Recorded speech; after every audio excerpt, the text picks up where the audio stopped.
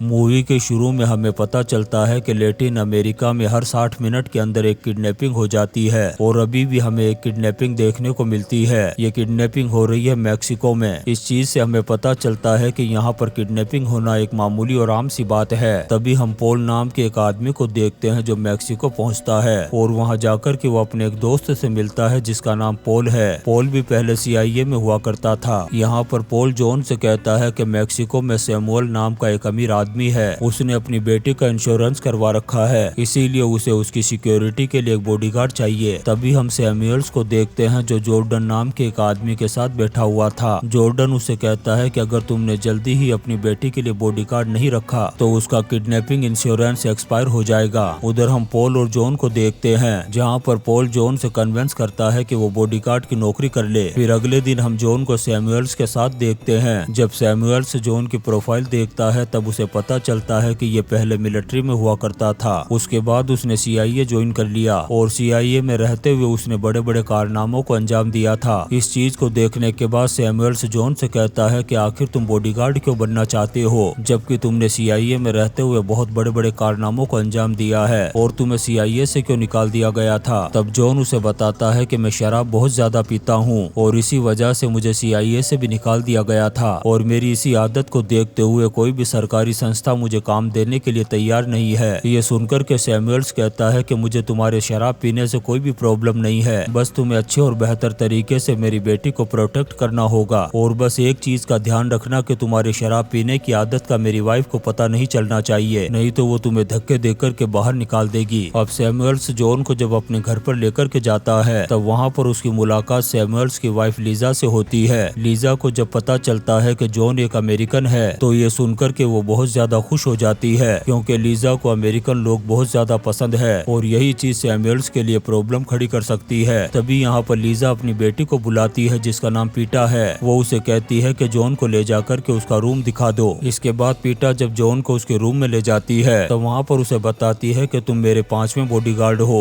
और मुझे उम्मीद है कि तुम मुझे छोड़ कर के नहीं भागोगे। ये कहकर के वो वापस अपनी माँ के पास आ जाती है और अपनी माँ को बताती है कि मैंने जॉन की आंखों में बहुत ज्यादा दर्द देखा है, शायद उसके दिल पर कोई गहरी चोट लगी है। फिर हम पीटा को देखते हैं जो जॉन को बहुत ज्यादा पसंद करने लगी थी और उसने अपने टेडी बियर का नाम भी जॉन क्रेसी रख दिया था। फिर अगले दिन हम जॉन को देखते हैं जो पीटा को स्कूल लेकर के जाता है, जहाँ पर रास्ते में पीटा उसे बताती है कि पिछले 6 दिनों में मैक्सिको में 24 किडनैपिंग हुई है, और ऐसे ही वो जॉन से बहुत सारे सवाल भी करती है और बातें भी बताती रहती है। फिर थोड़ी ही देर में पीटा का स्कूल आ जाता है। अब जॉन जब स्कूल के अंदर जाता है तो पीटा उसे अपने टीचर से मिलवाती है। टीचर जब जॉन के चेहरे को देखती है तो समझ जाती है कि यह आदमी तो बहुत ज्यादा दुखी लगता है, तब वो उसे बाइबल पढ़ने की सलाह देती है। फिर जॉन भी उसे बाइबल की कुछ लाइनें सुनाता है और यहाँ से बाहर चला जाता है। जब स्कूल की छुट्टी होती है तब वो पीटा को पिक करके वापस से घर ले जाने लगता है। तब रास्ते में पीटा उसे एक के बाद एक बहुत सारे सवाल करना शुरू कर देती है। तब जॉन उसे डांटते हुए कहता है कि तुम ये सवाल पूछना बंद करो और चुपचाप बैठी रहो। ये सुनकर के पीटा का दिल टूट जाता है और वो नाराज हो जाती है। अब जॉन जब घर पहुंचता है तो लिसा भी उसके पास आती है और बात करने की कोशिश करती है। तब जॉन उसे भी कहता है कि वो बिल्कुल भी फ्रेंडली नेचर का आदमी नहीं है, वो यहाँ पर सिर्फ बॉडीगार्ड की जॉब करने के लिए आया है, इसलिए उससे दोस्ती करने की कोई भी कोशिश ना करे। अब जब रात होती है तो हम जॉन को देखते हैं जिसे उसका पास्ट बहुत ज्यादा परेशान कर रहा था और इसी वजह से वो अपनी गन निकालता है और गोली मार कर के सुसाइड करने की कोशिश करता है, लेकिन वो अपने आप पर गोली नहीं चला पाता। फिर वो पॉल को कॉल करके बताता है कि आज वो अपने आप पर गोली नहीं चला सका। तब पॉल उसे कहता है कि उस गोली पर तेरा नहीं बल्कि किसी और का नाम लिखा हुआ है। फिर अगले दिन जॉन जब पीटा को स्कूल ले जाता है तो लीजा भी उसके साथ जाती है। तब रास्ते में वो एक गाड़ी को देखता है जो काफी दिनों से उसका पीछा कर रही थी। पीटा चुपके से उस गाड़ी के नंबर को नोट कर लेती है, लेकिन जॉन नंबर को नोट नहीं कर पाता क्योंकि वो गाड़ी चला रहा था। अब पीटा जब स्कूल पहुंचती है तो वहाँ पर हम देखते हैं कि आज उसका स्विमिंग कंपटीशन था, लेकिन पीटा जब नंबर 1 नहीं आती है तब उसका दिल टूट जाता है और रास्ते में आते वक्त वो जॉन से कहती है कि वो कभी भी नंबर 1 नहीं बन सकती।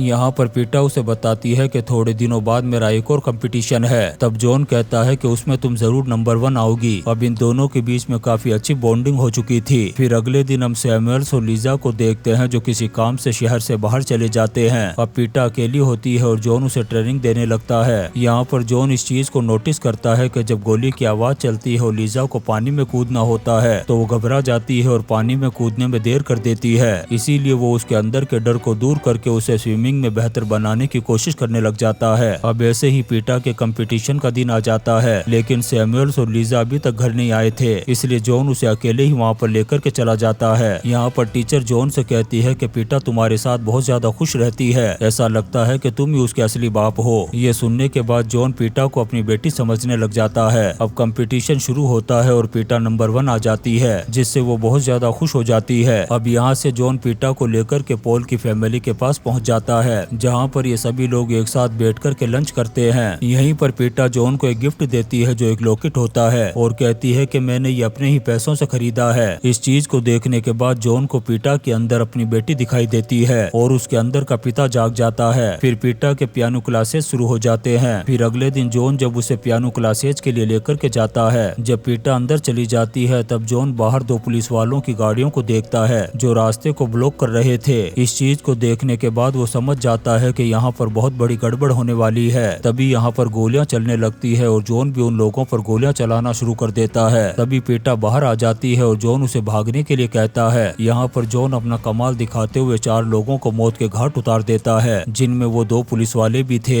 लेकिन इसी बीच कुछ गोलियां जॉन को आकर के लग जाती है और वो नीचे गिर जाता है। ये देख कर के पीटा चिल्लाते हुए जॉन के करीब आती है। तभी कुछ लोग आते हैं और पीटा को उठा कर के अपने साथ ले जाते हैं। इधर मैक्सिकन पुलिस जॉन को अरेस्ट कर लेती है। वो जॉन पर इल्जाम लगाते हैं कि उसने 2 पुलिस वालों को नासा के रॉकेट में बैठा दिया है और पीटा को किडनैप करने में भी इसी का हाथ है। तभी हम यहाँ पर मारियाना नाम की एक रिपोर्टर को देखते हैं। यहाँ पर वो इस पुलिस ऑफिसर से कहती है कि आप जॉन पर जिन पुलिस वालों के मर्डर का आरोप लगा रहे हैं वो ड्यूटी पर नहीं थे और उन पर करप्शन का केस भी चल रहा था और पीटा की किडनैपिंग में भी उन्हीं का हाथ है। और यहीं पर हम अनजानो नाम के एक एक्स इंटरपोल ऑफिसर को भी देखते हैं जो अभी AEI के लिए काम कर रहा है। तभी हम सैमुअल्स के घर को देखते हैं, जहाँ पर फ्यूंटेस नाम का एक ऑफिसर आता है और कहता है कि पीटा के किडनैप के केस को वही देख रहा है। तभी यहाँ पर किडनैपर्स का कॉल आता है और इन्हें बताते हैं कि उन्हें $10 मिलियन चाहिए और टाइम और उस जगह के बारे में भी बताते हैं जहाँ पर इन्हें वो पैसे लेकर के पहुँचना है। और ये भी पैसे देने के लिए तैयार हो जाते हैं। लेकिन जब ये पैसे लेकर के उस जगह पर पहुँचते हैं तो चारों तरफ से गोलियां चलना शुरू हो जाती है और इसी गोलीबारी में किडनैपर के नेफ्यू की मौत हो जाती है। किडनैपर को जब इस बारे में पता चलता है तो उसे बहुत ज्यादा गुस्सा आ जाता है, इसलिए वो लीसा को कॉल लगा कर के कहता है कि अब मैं तेरी बेटी के इतने टुकड़े करूंगा कि तू गिनते गिनते थक जाएगी। ये सुनकर के लीजा रोना और चिल्लाना शुरू कर देती है और वहाँ पर मौजूद सभी पुलिस वालों के मुंह पर तमाचे मारना शुरू कर देती है। उधर हम जॉन को देखते हैं जिसे होश आ जाता है। तब पॉल उसके पास आकर के कहता है कि तुमने 4 लोगों को दूसरी दुनिया में पहुंचा दिया है और वो चारों एक खतरनाक गिरोह के मेंबर थे। यहाँ पर जॉन पॉल से पूछता है कि पीटा कहाँ है। तब पॉल कहता है कि उन लोगों ने पीटा को मौत के घाट उतार दिया है क्योंकि इन लोगों ने पैसे देने में गड़बड़ कर दी थी। तभी यहाँ पर मंजानो आता है और जॉन को कुछ फोटोज दिखाता है और कहता है कि क्या तुम पहचान सकते हो कि इनमें से कोई आदमी था। तब जॉन कहता है कि इनमें से कोई भी नहीं था। यहाँ पर मंजानो उसे बताता है कि मैक्सिको में ब्रदरहुड नाम का एक गिरोह है और बहुत सारे करप्ट पुलिस वाले और गुंडे उससे जुड़े हुए हैं और वो गिरोह ऐसे ही करप्ट पुलिस वालों की मदद लेकर के लड़कियों की किडनैपिंग करता है। इतना कहने के बाद मंजानो यहाँ से चला जाता है। उसके जाने के बाद जॉन पॉल के साथ उस जगह पर पहुँचता है जहाँ से पीटा को किडनैप किया गया था। वो यहाँ पर सारी चीजों को बड़े ही गौर से देख रहा था। तभी यहाँ पर मारियाना आती है और जॉन को अपना नंबर देते हुए कहती है कि मैं चाहती हूँ कि इस केस में तुम भी हमारे साथ हो जाओ ताकि हम मिलकर के उन किडनैपर्स का पता लगा सके।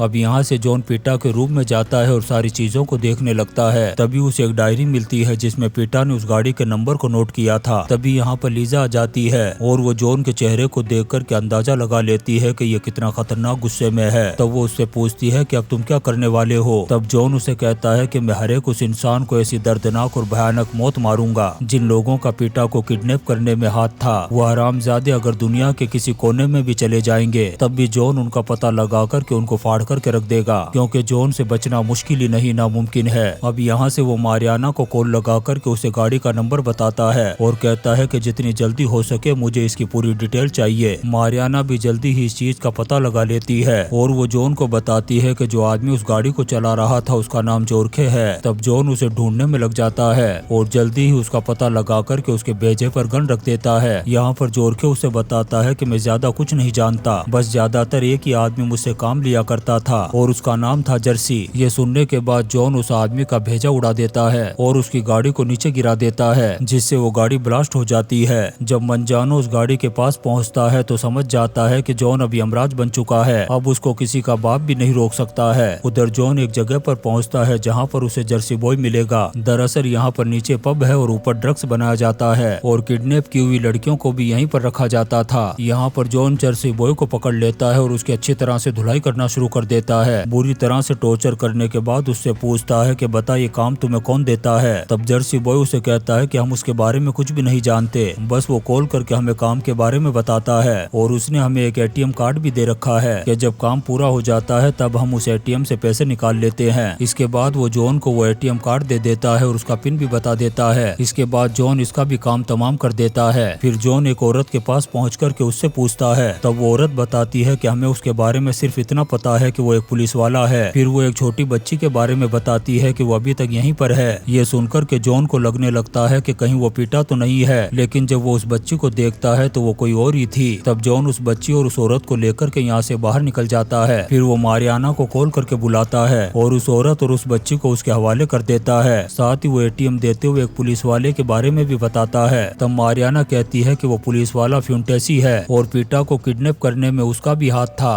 उधर मंजानो पॉल के पास पहुंचता है। तब पॉल उसे बताता है कि तुम्हें जॉन की ताकत का अंदाजा नहीं है। वो इतना खतरनाक आदमी है कि जब किसी के पीछे पड़ जाता है तो फिर उस आदमी को दुनिया की कोई भी ताकत नहीं बचा सकती। तभी मारियाना मंजानो के पास पहुंचती है और उसे एटीएम कार्ड देते हुए कहती है कि पता लगाओ कि इस अकाउंट में पैसे कौन डलवाता है। उधर जॉन एक रॉकेट लॉन्चर लेकर के उस रास्ते पर बैठ जाता है जिस रास्ते से फ्यूंटेस गुजरने वाला था। अब जैसे ही फ्यूंटेस की गाड़ी उधर से गुजरने लगती है जॉन उस रॉकेट लॉन्चर को छोड़ देता है। फिर जॉन बाहर निकलता है और फ्यूंटेस के सारे बॉडीगार्ड्स को मौत के घाट उतारना शुरू कर देता है और फ्यूंटेस को पकड़ करके अपने साथ ले जाता है। जब फ्यूंटेस को होश आता है तो वो अपने आप को बंधा हुआ देखता है और जॉन ने उसके सारे कपड़े उतार करके उसे नंगा कर दिया था। यहाँ पर वो फ्यूंटेस से कहता है कि हरामजादे मैंने तेरे पिछवाड़े पर बम लगा दिया है और 5 मिनट बाद वो ब्लास्ट हो जाएगा, इसलिए जितना जल्दी हो सके सब कुछ सच सच बता दे। यहाँ पर फ्यूंटेस बताता है कि मैं ब्रदरहुड के लिए सिर्फ पैसों का लेन देन करता हूँ और जब हमने पीटा के बदले में $10 मिलियन मांगे थे तब उस बैग में सिर्फ $2.5 मिलियन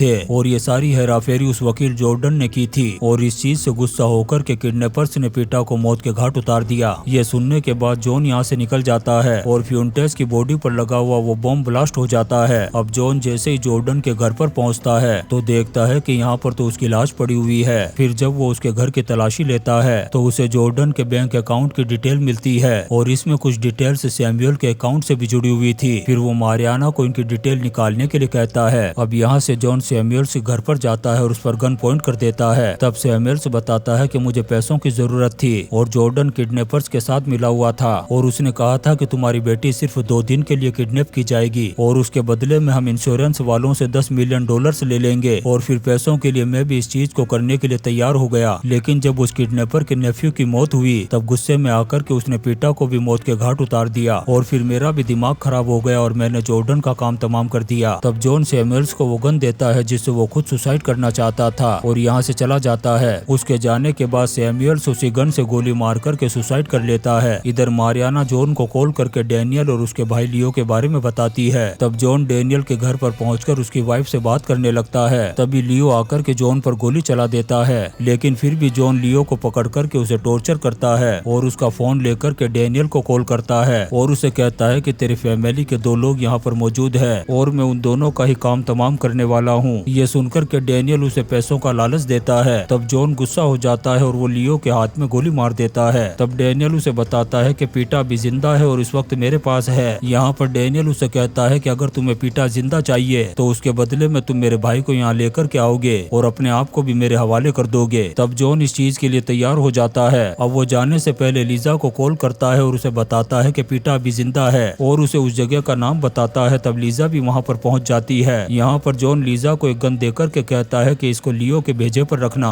और मैं डैनियल के पास जाता हूँ और अगर वहाँ पर कुछ भी गड़बड़ हो तो इसका भेजा बिखेर देना और जब हम पीटा के बदले में इसको एक्सचेंज करें तब तुम फौरन पीटा को लेकर के यहाँ से निकल जाना। अब जॉन किडनैपर के पास जाने लगता है। तभी वो पीटा को एक गाड़ी से उतरते हुए देखता है। पीटा जैसे ही जॉन को देखती है वो भाग कर के आती है और उसके गले लग जाती है। अब पीटा जैसे ही लीजा के पास पहुँचती है लीजा लियो को भी डैनियल की तरफ रवाना कर देती है। अब वो जॉन पर गन पॉइंट करके उसे भी अपने साथ आने के लिए कहते हैं। तब जॉन भी उनकी गाड़ी में जाकर के बैठ जाता है, लेकिन जैसे ही ये जाने लगते हैं तभी जॉन की मौत मौत हो जाती है, क्योंकि यहाँ आने से पहले ही उसके गोली लग चुकी थी और पीटा को बचाने के लिए उसने अपनी कुर्बानी दे दी। फिर कुछ दिनों बाद हम मंजानो को देखते हैं जो डेनियल के पास जाता है और उसे गोली मार कर के मौत के घाट उतार देता है। फिर एक एक करके वो सारे किडनैपर्स का भी काम तमाम कर देता है, क्योंकि वो जानता था कि अब जॉन कभी भी वापस नहीं आएगा। और इसी सीन के साथ ये शानदार मूवी मैन ऑन फायर खत्म हो जाती है। दोस्तों, हम आपके लिए ऐसी ही शानदार मूवीज एक्सप्लेन करते रहेंगे, तो आप चैनल को सब्सक्राइब जरूर करें और लाइक और कमेंट्स भी करें। Thank you.